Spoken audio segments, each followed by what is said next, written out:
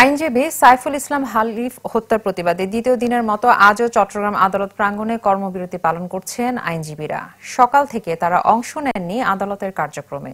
দাবি জানান, ঘটনার সাথে জড়িতদের আইনের আওতায় আনতে হবে। সেই সাথে ইসকন নিষিদ্ধের দাবি জানানো হয়। এদিকে আইনশৃঙ্খলা বাহিনীর সাথে চিন্ময় দাস অনুসারীদের সংঘর্ষের ঘটনায় ৩টি মামলা হয়েছে। ৭৭ জনের নাম উল্লেখ করে আসামি করা হয়েছে অন্তত ১৩০০ জনকে। গতরাতে কোতোয়ালি থানায় মামলা দায়ের করে পুলিশ। এতে পুলিশের ওপর হামলা, সরকারি সম্পদ নষ্ট সহ বিভিন্ন অভিযোগ আনা হয়। এ ঘটনায় এ পর্যন্ত গ্রেপ্তার ৩৩ জন।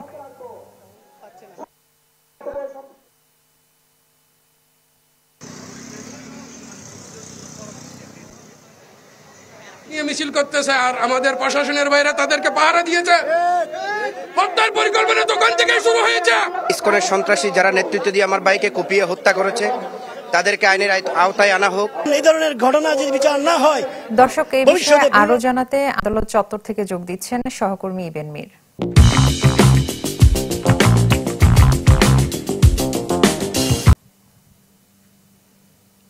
দর্শক, এই বিষয়ে আমরা আরো জানবো। আরো জানাতে আদালত চত্বর থেকে যোগ দিচ্ছেন সহকর্মী ইবেন মীর।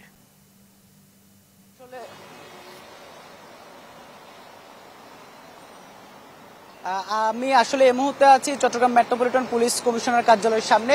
যে আসামিদেরকে আসলে আটক করা হয়েছে তাদের সম্পর্কে আমরা আসলে এতটুকু এখন পর্যন্ত যতটুকু জেনেছি, এবং সেই আসামিদের মধ্যে কিন্তু আসলে সাবেক যে পতিত সরকার, সেই পতিত সরকারের এর সাথে সংশ্লিষ্ট দু একজনের নাম উঠে এসেছে। বিশেষ করে বিজিসি ট্রাস্টের একজন শিক্ষার্থী যাকে কিন্তু আসলে ইতোমধ্যে বিশ্ববিদ্যালয় থেকে কিন্তু আসলে বহিষ্কার করা হয়েছে, এবং আরেকজনকে আসলে শনাক্ত করা গেছে যিনি আসলে চট্টগ্রাম দক্ষিণ জেলা আওয়ামী লীগের যে রাজনীতি, সেই রাজনীতির সাথে জড়িত। সবকিছু মিলে আসলে পুলিশ এখনো যদিও আনুষ্ঠানিকভাবে জানায়নি, তবে যে আসামিদের আটক করা হয়েছে তাদের পরিচয় সহ কিন্তু আসলে এগুলো সামাজিক যোগাযোগ মাধ্যমে কিন্তু তাদের পরিচয়গুলো আসলে ভেসে বেড়াচ্ছে। তবে আইনজীবীরা যেটি আসলে আজকে সারাদিন তাদের বিভিন্ন কর্মসূচি ছিল, এবং বিভিন্ন কর্মসূচিতে বিভিন্ন সংগঠন বিভিন্ন ব্যানারে কিন্তু আসলে আইনজীবীরা রাস্তায় ছিল, এবং তারা যেটি বলছেন, যতক্ষণ না পর্যন্ত আসলে সব আসামিকে আটক করে বিচারের মুখোমুখি না করা হবে তারা কিন্তু আসলে এই যে সেই মাঠ ছাড়বেন না। এবং আজকে তাদের যে কর্মসূচি, মানববন্ধন ছিল, সমাবেশ ছিল, এবং যে আইনজীবী সমিতির যে পতাকা সেটি কিন্তু অর্ধনমিত রাখা হয়েছে। তবে এখানে আইনজীবী সমিতির নেতারা যেটি বলছেন যে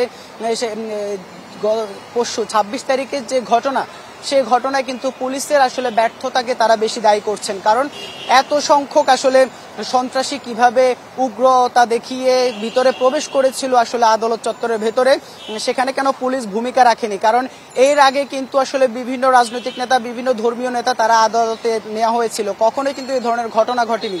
যার কারণে তারা কিন্তু এই বিষয়টাতে জোর দিচ্ছেন, পুলিশের যারা দায়ী, জড়িত, পেছন থেকে এসব ষড়যন্ত্র করছে তাদেরকেও বিচারের আওতায়, তাদেরকেও বিভাগীয় ব্যবস্থা নেওয়ার জোর দাবি জানিয়েছেন।